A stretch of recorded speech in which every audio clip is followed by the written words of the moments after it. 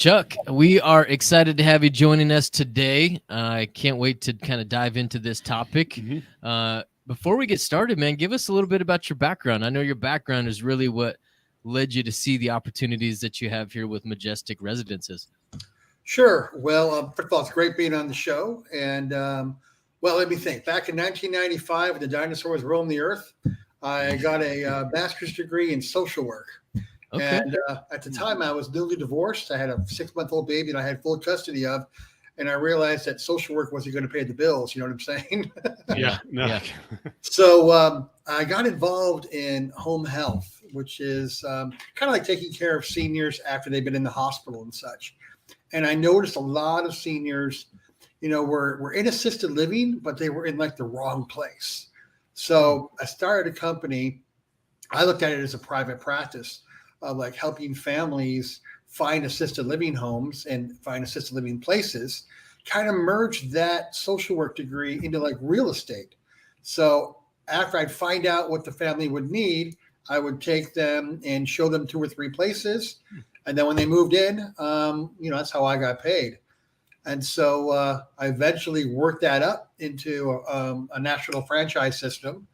Had 155 offices, I believe, in 37 states, and sold that to private equity in 2018.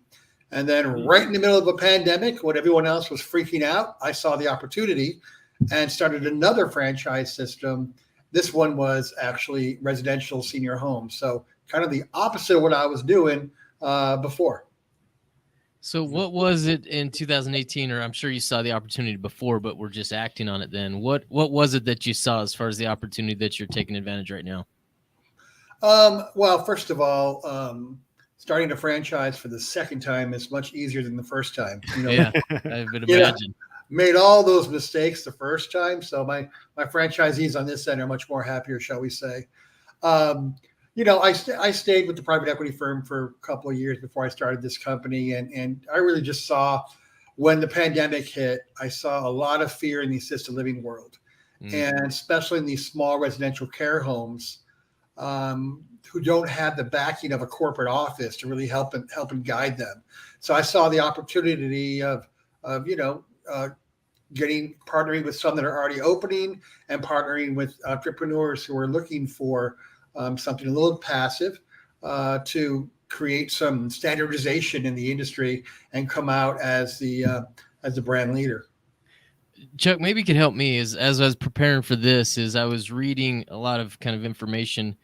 Could you explain to me kind of the difference between like home health care, residential care homes?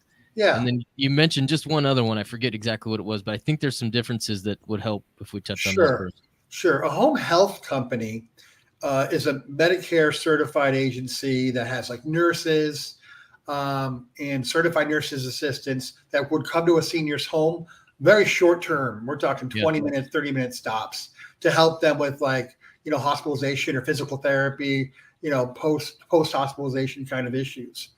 A residential care home is a place where the seniors actually live. So they are in, residential neighborhoods.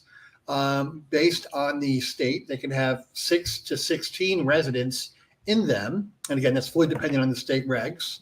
And I'm willing to bet, there's over 30,000 of them across the nation. I'm willing to bet that any listener you have has one within a mile of their home, and they don't even know it.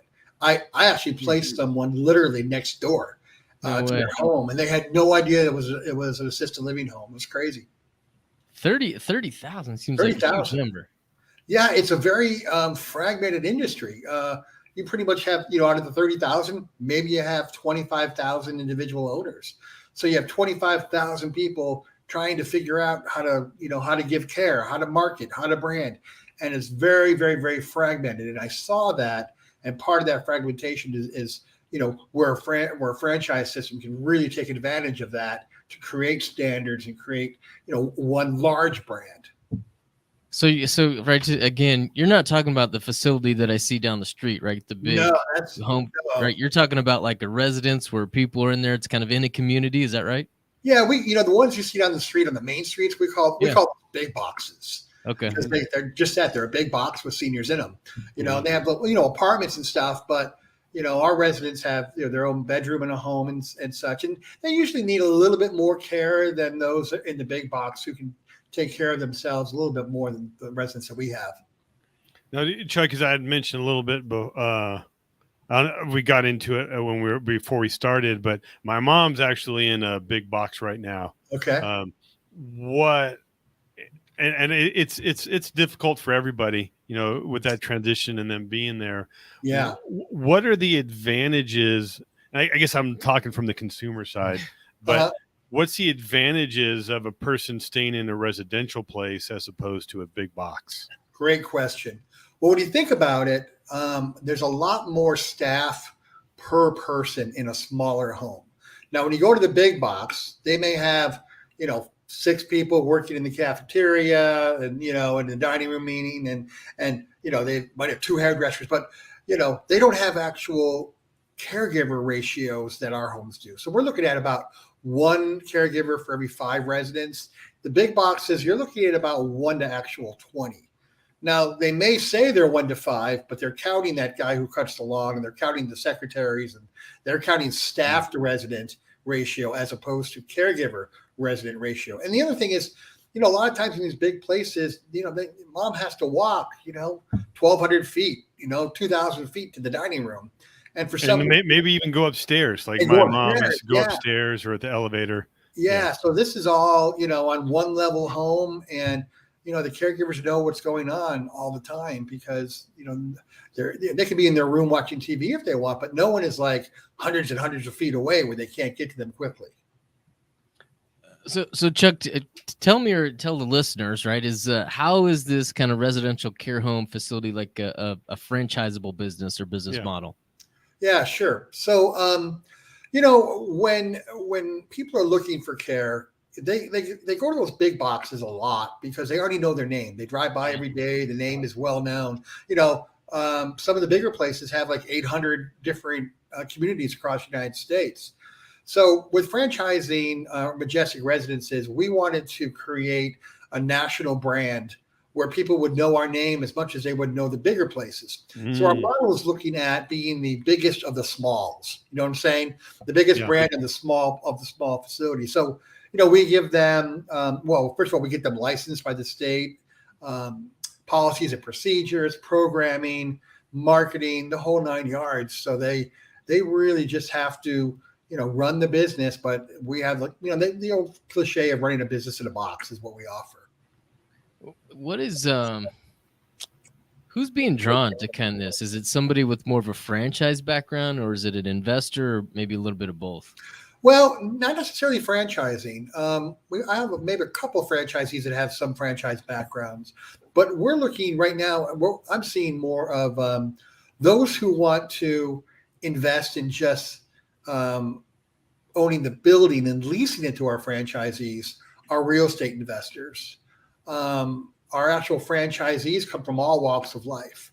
So our regular franchisee path, they would come in and they would buy or lease a home. We would get it licensed, get them operational, get them going, and then they would hire an administrator to actually run the business. Someone who hires and fires and oversees the business on an everyday situation, because we want our franchisees, we don't want them working in the business. We want them working on the business. We want them to be able to open up 2, 3, 4, 5 homes rather than be in one of the homes and working all day. And, we don't want our franchisees to be caregivers. Okay. That's interesting. Is there like a sweet spot then as far as like the number of homes that somebody should own or could own? I don't know. For someone with great hair that you do, Chuck. He has some great questions. Doesn't he? Yeah, great questions and great hair. Great hair. Not just a pretty face, Chuck. There you go. Yeah, the sweet spot is usually 3 homes. For them to do extremely well in the business. Your first home, of course, you're not scaled like you would have 2 or 3 homes. So with 3 homes, you can hire 1 administrator to look over all 3. So his or her salary and such is, divided over 3 homes instead of 1. Okay. Interesting. How big of a staff do you need, right, for like a facility? So let's say you have 10 residents in your home. So 10. Let me back up a little bit. 10 residents. sorry. Let me. Yeah, sorry. Before you said 10, so then I automatically thought, how big is the house? What is there a good house that's a good fit? Yeah, that's where I was going. That's where I was okay. going. Cool. Thanks. So you could buy, let's say, a 5-bedroom single level home with an attached garage. Now we can convert the garage into, let's say, 2 or 3 more bedrooms. So now we're at 8 bedrooms. Your master suite is usually a husband and wife. So now we have 9 residents. And then we take another room and make it a semi-private. So now we have 10 residents. So, you're looking at about, including the addition onto the garage to convert them into bedrooms, 28 to 3,500 square feet. So, I mean, it's not, a typical 4 or 5 bedroom home is good as long as there's a, one good size activity or TV room, those kinds of things. And then the staffing, did you mention that? What kind of staff? Yeah, so, what kind of staffing do you need for that? Yeah, so you don't need nurses. They just need to be certified caregivers, and the state certifies them. So with 10 residents, you'd usually run two caregivers at an 8-hour shifts, 2 in the morning, 2 in the evening, 1 at night. 8 beds, you're looking at, 1 person in the day, 1 in the evening, 1 at night, and then a 12-hour shift during that day from like 7 to 7. So you have like 1.5 staff members. Well, actually, you know what I'm saying. You have 2 staff members usually working during those heavy hours. And the qualifications, or how? Well, you said that the qualifications, so they're caregiver. I don't understand the difference. And then how difficult is it to find caregivers? And to keep them? Yeah. Keep them. Yeah. Well, keeping them has to do with culture, because I really believe people don't leave jobs, they leave people, So, we really work hard with our franchisees to develop a really good culture in the home. So the caregivers, we actually call our caregivers resident ambassadors. So we give them a little bit more, a little more stratus, shall we say, or status, in the home itself. They have to go through I believe in some states it's like a 40-hour training program. Mm-hmm. So it isn't too extensive, but enough to understand how to help a senior go from the bed to standing, and how to help them, assisting them with walking or eating or feeding and those kinds of things. So we don't need any kind of nurses, and that administrator usually has to have X amount of years as a caregiver. Then they take a class that their state runs or state approves to become an actual administrator in one of the homes. Now, Chuck, I would say one concern that pops into my mind is the liability and risk. We're providing care for people who. Thank you, Cameron. We're providing. Time you got one in there. My hair is as good as yours, so it takes me a little time to get good questions. But what's the risk on the franchisor and the owner of the real estate? Sure. Great question. Owner of the real estate is pretty much nil if they have regular insurance, because they're not responsible for, the business per se. We have very good vendors who are specialized in insurance specifically for our industry. The only real concern is just blatant neglect or abuse. Leaving the residents alone in their home without a caregiver and something happens, those kinds of things. But the state does a really good job with their regulations, and we do a good job with our policy and procedure to really minimize that. I've been in the industry for 33 years now, and I can tell you every once in a while do I hear of some kind of lawsuit, and it's usually something where the resident escaped from the home and unfortunately got hit by a car or something like that. But if you're following the policy and procedures, those things are a complete minimum. How many franchises are there of Majestic Residences? Right. Well, we have 10 that are actually physically open, and another 15 that are in the process of either building, finding a home, trying to get funding, and we have about 60 people in the pipeline right now. What markets are you in? Arizona, California, Texas, Tennessee, Georgia, Colorado, Dominican Republic. We actually went international, believe it or not. Wow. Yeah. Look at you, Chuck. Yeah. Well done. Yeah. I don't have any hair at all. Yeah. Chuck Worldwide Bongiovanni. of the 30, is it pretty competitive? To me, it sounds like there's kind of a niche here between kind of that big box and then in-home or forget the other model, but is it competitive? It is and it isn't. Okay. And I don't want to sound conceited, but the other residential care homes around us, we don't consider them competition because some of the programs and technology we have just blows them all out of the water. We look at it as we are competing against the big boxes, the big facilities that everyone knows. Those are the ones we feel that we're competing against. And that has to do with our technology that we have in our homes. Let me give you an example. We're the only residential care homes in the nation that uses a radio wave technology, and the radio waves actually determine whether an adult brief is wet or not. And then it alerts the caregiver. It's crazy stuff. Wow. We built a kind of like a Netflix for seniors, so they can watch, TV shows, I Love Lucy, stuff that they grew up with, rather than getting in front of the TV and watching Jerry Springer or something like that. They can watch old movies, and we put a music group together. We call it the Majestic Melodies. They sing songs from the 30s, 40s, and 50s. We make them into like TV shows, and we stream them to the home. So we have, and plus all of our homes have full electronic medical records, just like the hospitals do. And only like 4% of residential care homes have that kind of technology. So we don't really consider the homes down the street competition. We look at we're competing against the big guys. Now, I know we're kind of talking about two different kind of business models. One is the franchise of the operations, and one is the real estate. Mm-hmm. With the franchise piece, what are some of the numbers? Like, how much capital do we need, and what sort of expectations are of the franchisee as far as time? Great. Franchisee, as far as capital, that really is going to depend on the home that they purchase. You can purchase a home for, $500,000, put maybe $100,000 into it, and you're into it $600,000, or you could buy $1 million house. So that number is going to fluctuate. Our franchise fee is $49,500, for the licensing and the whole program. Other than that, they're going to need some capital for just running the business. We like to have like 3 months of payroll, stacked away for them. That's what we recommend for them. If they're leasing the home from an investor, you're looking at first month, last month, maybe a security deposit, and then maybe some renovation if needed. Mm-hmm. But a lot less if they're leasing than if they are owning. And as far as the renovation goes, we talked about the garage. We definitely always want to convert a garage. Mm-hmm.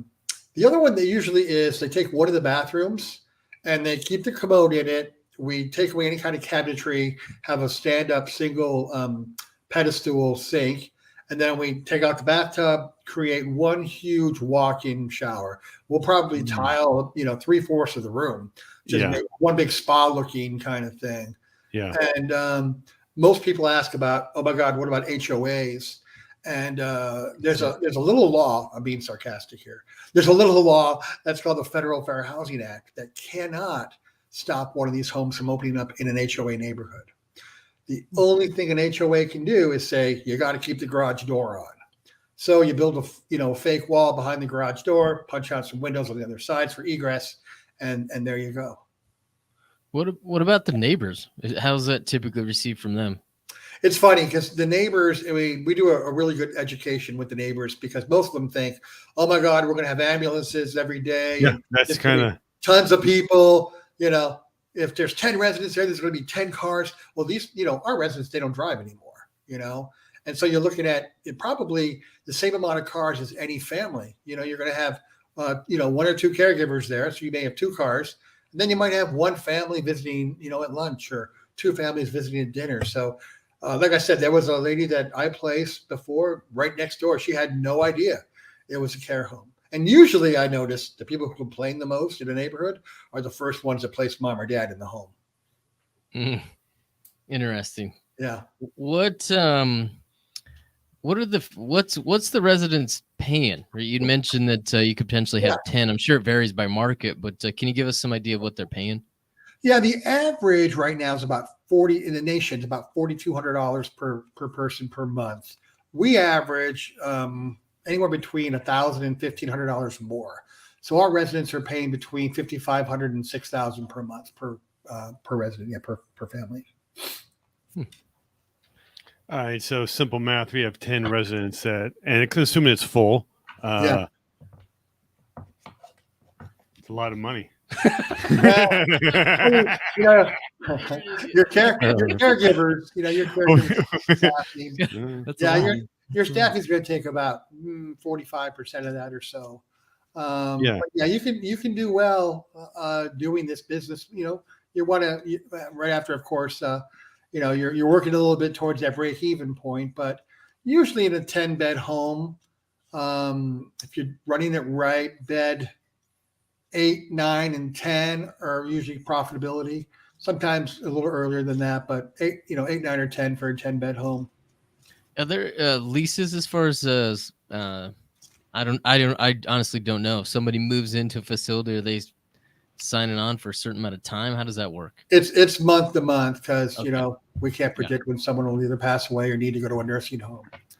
And the other path we have is more of a real estate model where we have investors across the country who are normally investing in single residential properties, and they decide to rent to our franchisees, usually by a 5-year lease. Sometimes lease to own, and their rent it's a premium rent compared to just renting it out to a family. I've heard in the real estate market that those larger bedroom homes, they're not making as much profit per se than the 3-bedroom homes right now. But this is a way for the investor to rent or buy a 5-bedroom home, either pay for the renovation or not pay for the renovation. That will affect the exit after 5 years, of course. If the investor pays for the 3 bedrooms, then when they sell the house, it's going to be appraised for an 8-bedroom house as opposed to a 5-bedroom house if the franchisee pays for it. And we're leasing right now about the old, that magical 1% that we always hear about. Yeah, the magic 1%. Yeah, I haven't seen it in a while. Still looking for it. Well, we have it. I mean, our franchisees are doing very well with that. Wow.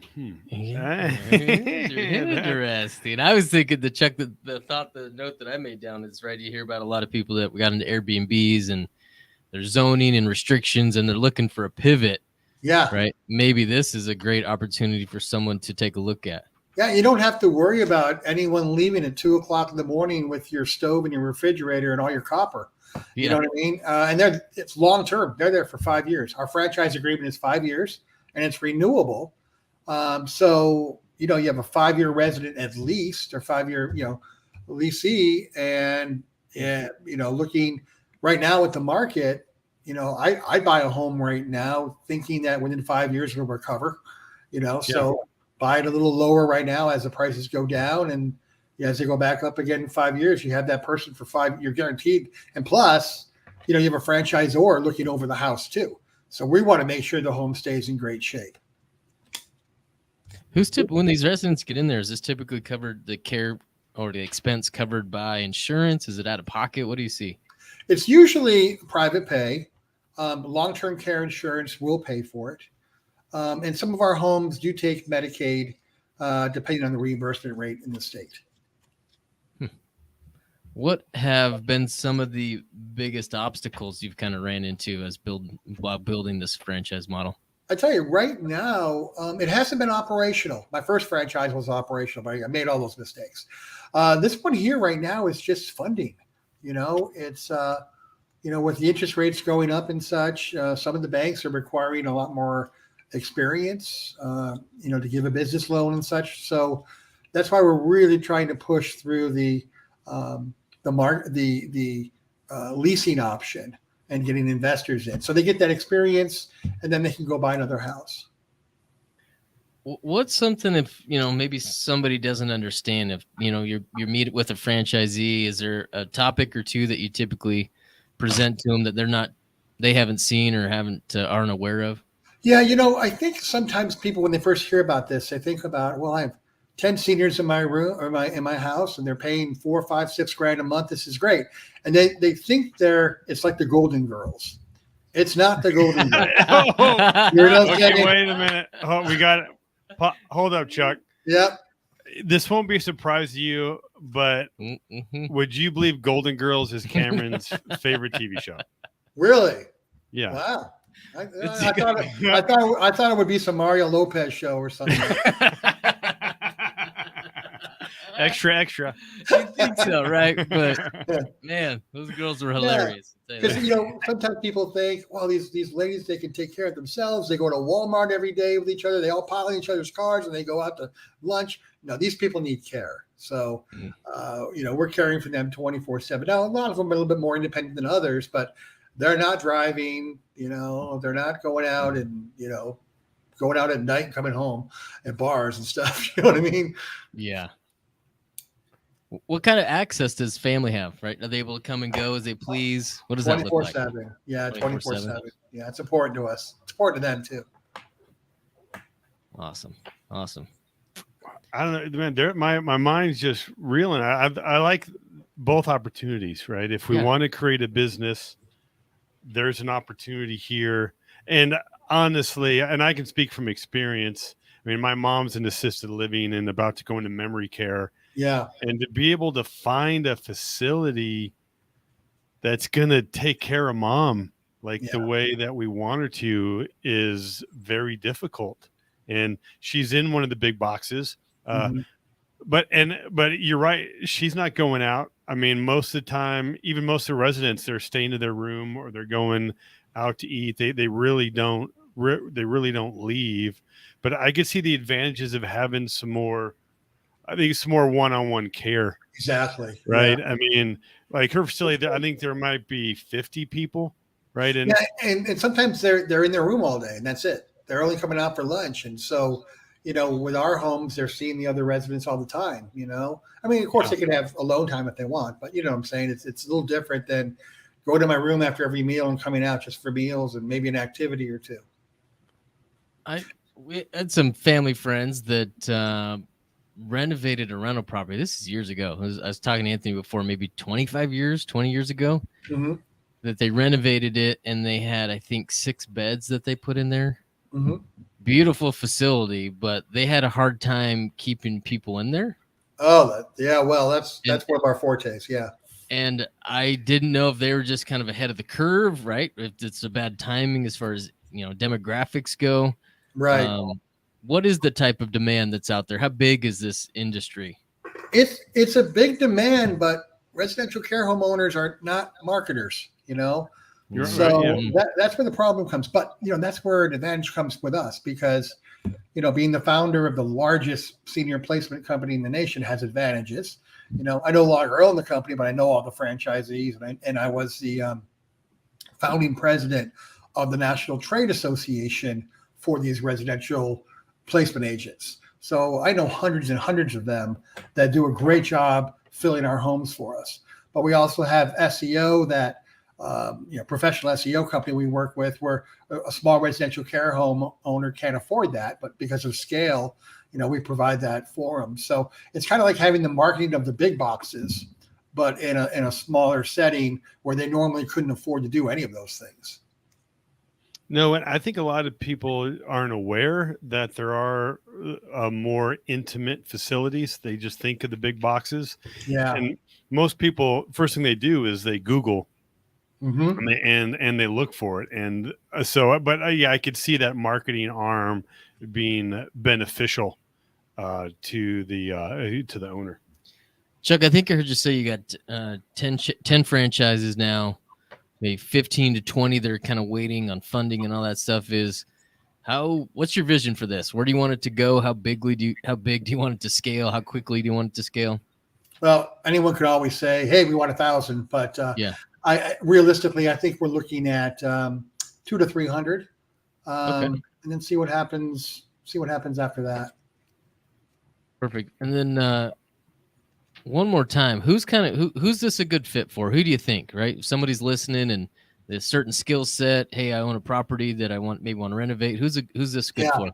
It's that for the first path, it's that real estate investor that has been investing in residential homes, right, and waiting for that family to move in. And this is a much better opportunity for him or her. The franchise side, someone who has business experience, of course, who knows how to work with people, run a staff. The cool thing on the franchise side is not only do they make the profitability from the franchise business, but they also pay themselves a lease for the home too. Mm-hmm. So it's even bigger for those who own the home and also run the franchise itself. We're looking for people that, we want the owners to know the family members, because that's important to the family members. So someone who's personable, they're not working a lot of hours at all in the home. I mean, if they have a good manager, they're checking in with the manager once a day by phone. They would probably show up at the home every once in a while, so everyone, knows that the boss is in town. But someone who understands business, because we want people who will open up more than just one. Mm-hmm. Awesome. And if somebody's looking, somebody fits that bill, where can they find you, Chuck? How can they reach you? Yeah, both the investor and the potential franchisee can go to www.discovermajesticresidences.com. And there's a ton of information on that. Once they fill out a form that says start your journey, they'll click either investor or franchisee, and then they'll start getting information by email. They'll set up some meetings with me and the rest of the staff. And it's about a 6 to 7, 8 week due diligence process on both sides. It isn't just, hey, Chuck, I want to be a franchisee. Here's my check. We're vetting both ways. What was that vetting process? What are you looking for? Honestly, one of the things we look for is, can they follow the instructions? And that's simple. Because Anthony's out. Anthony's out. Not in. A franchise system is all about, steps and standards and procedures. So we want to make sure that they will, they're not cutting corners. They can follow instructions. We make sure that, financially they have the money to have that money for capital so they can be successful. As you know, worst thing for any business is starting out without enough capital to be successful. Looking for people, again, who are caring and who understand what a family may be going through during this process. When people call me and I start meeting with them and their first question is how much money I can make, it's usually someone we don't want to work with, because the money comes as you do well and as you do good for your residents. It just happens. I've seen it too many times and I've seen too many people that are in it for the money only, and they either don't start or they close within a couple of years or so, because families can pick up on that pretty quickly. Yeah, absolutely. It's a great way to give back. So I hear that a lot from my franchisees when we talk about, why do you want to do this? Well, I've been successful in the corporate world. We want to slow things down, but we really want to start giving back to the community. Yeah, agreed. Yeah, absolutely. cool. There's definitely a need out there, and man, what a great opportunity, Chuck. Thank you for joining us today and kind of sharing this opportunity with our listeners. I appreciate the invite. Yeah, thanks, Chuck. Go make it a fantastic day. Take care. Take care. You want to stay here?